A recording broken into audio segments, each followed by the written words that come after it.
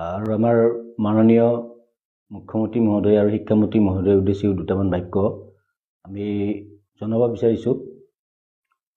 প্ৰথম কথা হ'ল আমি সদৌ অসম অপাধিকৃত শিক্ষক কৰ্মচাৰী সংস্থাই আগতেও বহুতবাৰ স্পষ্ট কৰি দিছোঁ, আজিও এটা কথা স্পষ্ট কৰি দিছোঁ যে আমি সদৌ অসম অপাধিকৃত শিক্ষক কৰ্মচাৰী সংস্থাৰ আন্দোলন, প্ৰতিবাদ, ধৰ্ণা এইবিলাক আমাৰ লক্ষ্য বা উদ্দেশ্য নহয়। আমাৰ উদ্দেশ্য হ'ল ১-১-৬ চনৰ আগত প্ৰতিষ্ঠা হোৱা প্ৰাদেশিকৰণৰ পৰা বঞ্চিত হৈ থকা বা প্ৰাদেশিকৰণৰ পৰা বাদ পৰি থকা যিখিনি শিক্ষানুষ্ঠান, এই শিক্ষানুষ্ঠানখিনিৰ প্ৰাদেশিকৰণ, লগতে আমাৰ ২০১৩ চন, ২০০১ চন আৰু ২০২১ চনত প্ৰাদেশিকৰণৰ পৰা বঞ্চিত যিসকল শিক্ষক কৰ্মচাৰী আছে, আমি এই সকলোবিলাকৰ মানে ন্যায্য প্ৰাপ্তি আমাৰ মূল লক্ষ্য। আৰু তাৰ কাৰণে আমি বিগত দিনত বহুত আন্দোলন কৰিছোঁ চৰকাৰৰ দৃষ্টিগোচৰ হ'বৰ বাবে, চৰকাৰৰ যাতে দৃষ্টিগোচৰ হয় তাৰ কাৰণেহে আমি আন্দোলন কৰিছোঁ। আন্দোলন, ধৰ্ণা, প্ৰতিবাদ এইবিলাক কৰি আমি সমাজখন বিশৃংখল কৰাৰ কাৰণে আমি আন্দোলন কৰা নাই। আমি দীৰ্ঘদিন বিনা বেতনে শিক্ষকতা কৰিছোঁ শিক্ষানুষ্ঠানবিলাকত, আৰু এই শিক্ষানুষ্ঠানবিলাক আচলতে বৰ্তমানৰ মাননীয় মুখ্যমন্ত্ৰী কংগ্ৰেছত থাকোঁতে তেখেত শিক্ষামন্ত্ৰী আছিল, আৰু তেতিয়া আমি এই ৬ চনৰ আগত মানে প্ৰতিষ্ঠা হোৱা শিক্ষানুষ্ঠান, ৰাইজে প্ৰতিষ্ঠা কৰা যিবিলাক শিক্ষানুষ্ঠান, এই শিক্ষানুষ্ঠানবিলাকৰ অনুমতি, বিভাগীয় যিবিলাক অনুমতি বা স্বীকৃতি আছে বা কনকাৰেঞ্চ, এইবিলাক হ'ল মাননীয় মুখ্যমন্ত্ৰী মহোদয় তেতিয়া শিক্ষামন্ত্ৰী আছিল, তেখেতৰ দিনত আমি পাইছিলোঁ। আমাক কোনো পাকিস্তান বা বাংলাদেশ চৰকাৰে আমাক এই অনুমতি স্বীকৃতিবিলাক দিয়া নাই। এতিয়া কথাটো হ'ল এই শিক্ষানুষ্ঠানখিনি প্ৰাদেশিকৰণ কৰিম বুলি মাননীয় মুখ্যমন্ত্ৰী মহোদয়ে ২০২২ চনৰ ২০ অক্টোবৰত আমাৰ সংস্থাক মাতি নি কৈছিল। আমাক মাতি নি কৈছিল যে আপোনালোকৰ এই সমস্যাখিনি আমি আইনখন সংশোধন কৰি হ'লেও আপোনালোকৰ সমস্যাখিনি দূৰ কৰিম বা আপোনালোকক প্ৰাদেশিকৰণ কৰিম। আৰু তাৰ কাৰণে যিখন আইন ২০১৭-১৮ চনৰ যিখন আইন, এই আইনখন আমি সংশোধন কৰিম বুলি তেখেতে কৈছিল। কিন্তু তেখেতে এই কথাখিনি কৈ ২০২২ চনৰ পৰা এতিয়া ২৫ চনলৈকে, এই ২০২৫ চনলৈকে কিন্তু কোনো ধৰণৰ কাৰ্যপন্থা তেওঁলোকে লোৱা নাই। আইনখন মাজতে ২৩ চন গ'ল, ২৪ গ'ল, এই দুটা বছৰত দুবাৰকৈ বিধানসভা বহিল, প্ৰত্যেক সপ্তাহত কেবিনেট বহি আছে। আমাৰ বিষয়টো কিন্তু তেওঁলোকে কোনোদিন গুৰুত্ব সহকাৰে লোৱা নাছিল। ২০২৫ চনৰ জানুৱাৰী মাহৰ প্ৰথম সপ্তাহতে তেখেতে ক'লে, মুখ্যমন্ত্ৰীয়ে বিষয়টো মানে ৰাইজৰ উদ্দেশ্যি তেখেতে ছ'চিয়েল মিডিয়াত তেখেতে উপস্থাপন কৰিলে যে আইনখন সংশোধন কৰা হ'ব, আমি এই কথাবিলাক চাই আছোঁ আৰু খুব কম দিনৰ ভিতৰত অসমৰ ৰাইজক এটা ভাল খবৰ দিব। এতিয়া ভাল খবৰটো জানুৱাৰী মাহতে দিলে, দি উঠি আকৌ পিছৰ যিখন বিধানসভা বহিল, এই বিধানসভাত কিন্তু আইনখন সংশোধন নকৰিলে। আইনখন যদি তেতিয়াই সংশোধন কৰিলেহেঁতেন, ধৰক এই মাৰ্চ মাহত যিখন ফেব্ৰুৱাৰী মাৰ্চত যিখন বিধানসভা হ'ল, তাতে যদি আইনখন সংশোধন কৰিলেহেঁতেন, তেতিয়াহ'লে আজিলৈকে আমাৰ হয়তো বিদ্যালয়বিলাক প্ৰাদেশিকৰণ হৈ গ'লহেঁতেন বা আমি নিযুক্তি পত্ৰ পালোহেঁতেন।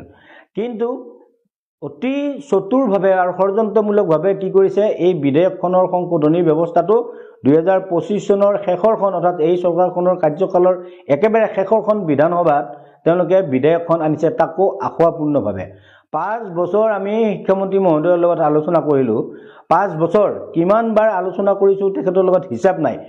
মূল কেইটামান বিষয়, এই বিষয়কেইটা হ'ল পোনপ্ৰথমতে যে ডাইচ কোড, গতিকে ডাইচ কোড নধৰি ইউডাইচ প্লাছ ধৰিব লাগে, ১৮-১৯ৰ ইউডাইচ প্লাছ ধৰি শিক্ষানুষ্ঠানবিলাক প্ৰাদেশিকৰণ কৰিব লাগে, LP হওক বা ME হওক বা হাইস্কুল হওক, ছিনিয়ৰ ছেকেণ্ডাৰী হওক, যিয়ে নহওক।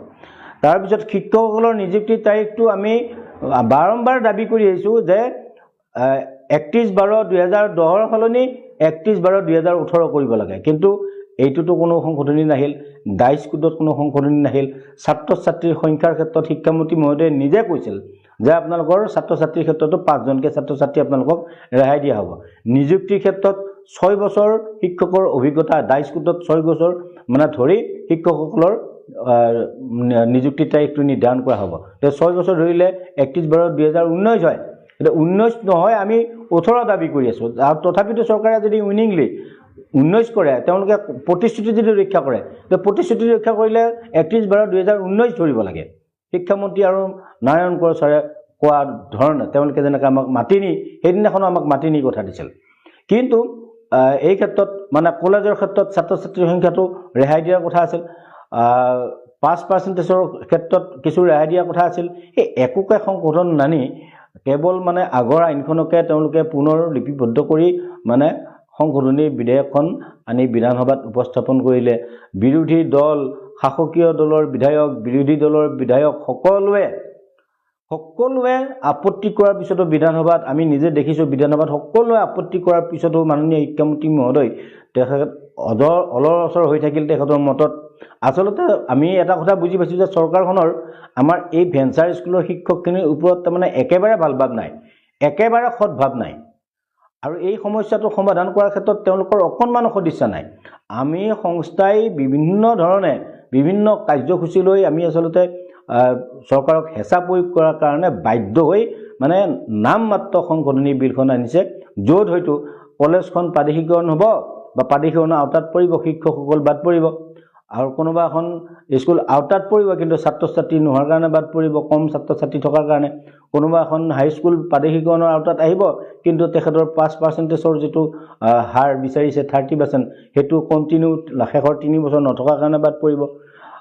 ড্ৰপ শিক্ষকসকলক ইয়াতে আওতাত অনাই নাই, তেওঁলোকৰ কথা বিবেচনাই কৰা নাই। কিন্তু এনেধৰণে যদি আচলতে তেওঁলোকে সমস্যাটো সমাধান কৰিব বিচাৰে, এইটো ক'ত সমস্যা সমাধান হ'ব? আমাক জীয়াই মানে মাৰি পেলোৱাৰ নিচিনা এটা সিদ্ধান্ত চৰকাৰখনে কৰিছে। আমি এই ফেচবুকটো লাইভেদি মই আজি বিগত প্ৰায় 12-13 দিন আচলতে মোৰ দেউতা ঢুকোৱাৰ কাৰণে মই ঘৰত আবদ্ধ হৈ থাকিলোঁ, ঘৰত থাকিবলগীয়া হ'ল, আৰু এই সুযোগটোত দেখিছোঁ যে আচলতে গোটেই চৰকাৰখন নিমা দি আছে। বিধানসভাত যিখন যেনি তেনি এখন বিধেয়ক আনিছে, বিধেয়কখন কিন্তু এতিয়ালৈকে মানে নটিফিকেশ্যনৰ কোনো ব্যৱস্থা কৰা নাই। এই বিধেয়কখন মানে আইনত পৰিণত হোৱাৰ কাৰণে যিটো চৰকাৰী বা গভৰ্ণৰ যিখন নটিফিকেশ্যনৰ যিটো ব্যৱস্থা আছে, এই ব্যৱস্থালৈ এতিয়ালৈকে যোৱা নাই, আইনখন ওলমাই থৈ দিছে। যে চৰকাৰখনৰ লক্ষ্য বা উদ্দেশ্য কি, তেওঁলোকে কি ভাবিছে, আমাক লৈ কি কৰিব খুজিছে? সন্মুখত নিৰ্বাচন, এইটোও ঠিক যে আমি ভেঞ্চাৰ স্কুলৰ এই মানে এমুঠিমান বা 10-12 হাজাৰ বা 15 হাজাৰ ভেঞ্চাৰ স্কুলৰ শিক্ষকৰ ভোট নাপালেও তেওঁলোকে হয়তো চৰকাৰ গঠন কৰিম, এই কথাবিলাক তেওঁলোকে কয়ে বাৰু, শিক্ষকৰ ভোট নালাগে বুলি কয়ে বাৰু, কিন্তু ভোট নালাগিলেও আমি ভোট তেওঁলোককে দিব লাগিব। তেওঁলোকে ভোট নালাগে বুলি ক'লেও আমি গণতান্ত্ৰিক ব্যৱস্থা দি ভোটটো দিবই লাগিব, গতিকে ভোট আমি তেওঁলোককে দিব লাগিব, বিগত দিনত যিদৰে দিছোঁ এইবাৰো দিব লাগিব। কিন্তু এনেকুৱাটো হ'ব নালাগে যে ভোট নালাগে বুলি কৈ আমাৰ সমস্যাটো সমাধান নকৰিব। আমি কিবা ভুল কৰিছোঁ নেকি, যে আমি এনেকুৱা কিবা কাৰ্যপন্থা হাতত লৈছোঁ নেকি য'ত চৰকাৰখনৰ কিবা অনিষ্ট হৈছে? গতিকে অকণমান চৰকাৰখনে চিন্তা কৰিব লাগে। মাননীয় মুখ্যমন্ত্ৰী মহোদয়ক আমি আকৌ সংস্থাৰ ফালৰ পৰা আহ্বান জনাইছোঁ, এই ফেচবুক লাইভটো আহ্বান, যিহেতু উপায় নাই, আমি ছ'চিয়েল মিডিয়াৰ যোগেদি কথাখিনি নজনালে উপায়ে নাই। তাৰমানে আমাৰ যিহেতু মুখ্যমন্ত্ৰী মহোদয় আমাৰ পৰা দূৰে ফুৰে, আমাৰ লগত আলোচনা কৰিব নোখোজে, তেওঁ কি দুৰ্বলতা আছে নাজানো। শিক্ষামন্ত্ৰী মহোদয়ে বাৰু আলোচনা কৰে, তেখেতৰ আলোচনাবিলাক হ'ল মানে এই কচুপাতৰ পানী। তেখেতৰ লগত ইমান দিন এই 5 বছৰ আলোচনা কৰিলোঁ, আলোচনাৰ পিছত তেওঁলোকে দিয়া প্ৰতিশ্ৰুতিখিনিকে তেওঁলোকে আইনত মানে পৰিণত কৰিব নোৱাৰিলে।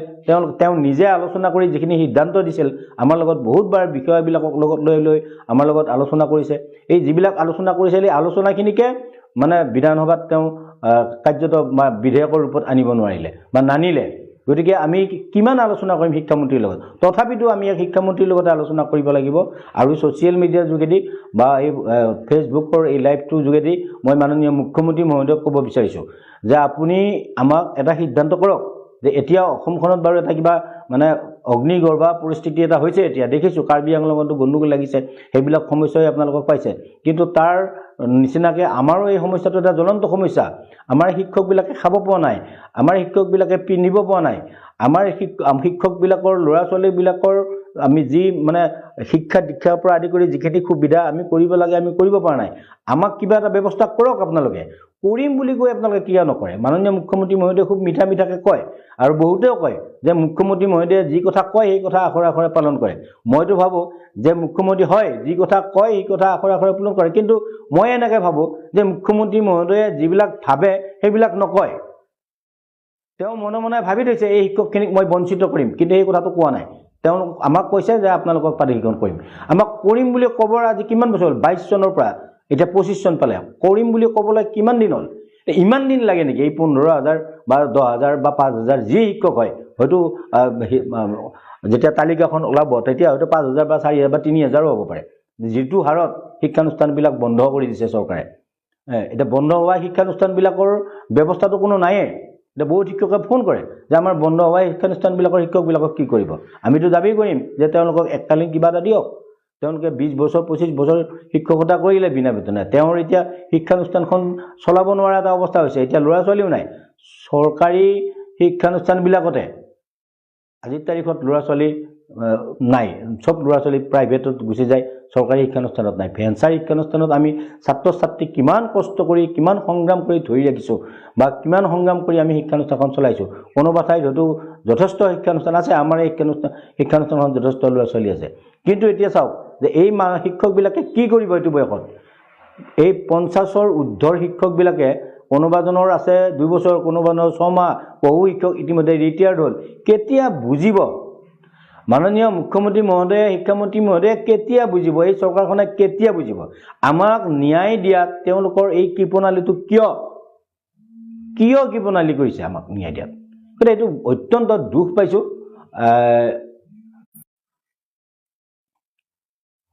অত্যন্ত দুখ পাইছোঁ। আচলতে আন্দোলন কৰিবৰ কাৰণেও আমাৰ লাজ লগা হৈছে। এতিয়া আমি যে আন্দোলন কৰিম, এই আন্দোলনটো কৰিবৰ কাৰণেও আমাৰ লাজ লগা হৈছে। গতিকে শ্ৰদ্ধাৰ শিক্ষাগুৰুসকলকো কৈছোঁ, আপোনালোকে এই পোষ্টটো যিমান পাৰে শ্বেয়াৰ কৰক যাতে মাননীয় মুখ্যমন্ত্ৰী মহোদয়ে পায় আৰু চাই অন্ততঃ আৰু বেছি দিন নাই, জানুৱাৰী ফেব্ৰুৱাৰী 2 মাহ আছে। এই 2 মাহৰ ভিতৰত তেওঁলোকে বিলখন ওলমাই নথৈ কি আখুৱা আছে আমি আলোচনা কৰিম। আলোচনা কৰি আমাৰ যিখিনি আখুৱাখিনি মানে তেওঁলোকে গ্ৰহণ কৰিব লাগে, আইনখনত সন্নিৱিষ্ট কৰিব লাগে, কৰি এই অৱশিষ্ট যিখিনি শিক্ষানুষ্ঠান এই শিক্ষানুষ্ঠানখিনি প্ৰাধিকৰণৰ ব্যৱস্থা অতি বিলম্বে কৰিব লাগে। গতিকে মাননীয় মুখ্যমন্ত্ৰী মহোদয়ক মই আকৌ আহ্বান জনাইছোঁ যে আপুনি অকণমান আমাৰ এই শিক্ষকসকলৰ মুখৰ ফালে চাওক। কেতিয়া চাব, কেতিয়া কৰিব আমাক। আপোনাৰ শিক্ষামন্ত্ৰীত্বৰ ইফালে 15 বছৰ কংগ্ৰেছত গ'ল, 5 বছৰ বিজেপিত গ'ল, এতিয়া আপুনি আকৌ নিজে মুখ্যমন্ত্ৰী। নিজৰ হাতত আপোনাৰ কাৰ্যকালত, আপোনাৰ নেতৃত্বত, আপোনাৰ শিক্ষামন্ত্ৰীত্বৰ দিনতে অনুমতি স্বীকৃতি পোৱা এই শিক্ষানুষ্ঠানবিলাক আপুনিয়ে আকৌ ভাঙি দিছে, বন্ধ কৰি দিছে।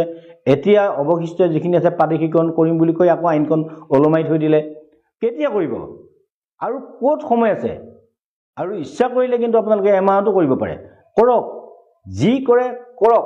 আৰু যদি আপোনালোকৰ আচলতে প্ৰাদেশিকৰণ কৰিবলৈ ইচ্ছা নাই, এনেই আভুৱা ভাবি থাকি লাভ নাই। শিক্ষানুষ্ঠানখিনি আপোনালোকে চৰকাৰী নটিফিকেশ্যন এখন দি বন্ধ কৰি দিয়ক। আমি খাবলৈ নাপাই নমৰোঁ, আমি হয়তো ক'ৰবাত হাজিৰা কৰিম।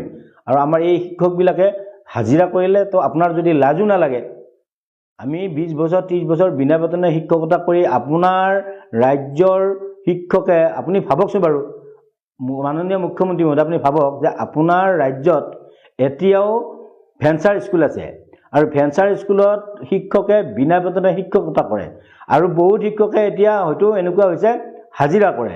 আপোনাৰ লাজ নালাগে নেকি বাৰু? আপোনাৰ ৰাজ্যৰ, আপোনাৰ ঘৰৰ পৰিয়াল, আপোনাৰ ল'ৰাটোৱে যদি হাজিৰা কৰিব লগা হয় তেতিয়া আপোনাৰ লাজ লাগিব নালাগে? সেনেকুৱা এটা আপুনি ভাবক। আমি আপোনাৰ ঘৰৰ পৰিয়াল, আপুনি কিন্তু একদম পুৰা ৰাজকীয়, আপুনি ৰজা হৈ আছে আৰু আপোনাৰ প্ৰজাই এতিয়া আমি কি কৰিব লগা হৈছে, যি কাম কৰোঁ তাৰ মূল্য নাপাওঁ, আমি আকৌ হাজিৰা কৰিব লাগে বা আমাৰ শিক্ষক যাই বেপাৰ বাণিজ্য কৰিব লাগে। গতিকে অকণমান আপুনি ভাবক কথাবিলাক। আপুনিতো ইতিমধ্যে কিমান আঁচনি দিছে মানুহক, এনেই একাউণ্টত পইচা সোমাই দিছে। আমিতো তেনেকৈ বিচৰা নাই। আমি বিচাৰিছোঁ যে আমি যি কৰি আছোঁ তাৰ মূল্য দিয়ক। আৰু টিউটৰ এতিয়া কিয় কৰিব লাগে? BTEDতো এতিয়া BTED চৰকাৰে কাউন্সিলৰ BTC যি কাউন্সিল আছে, এই কাউন্সিলে তেওঁলোকে ইতিমধ্যে টিউটৰবিলাকক এতিয়া পূৰ্ণাংগ শিক্ষক কৰি দিব। আপোনালোকৰ লাজ নালাগিব নেকি তেতিয়া?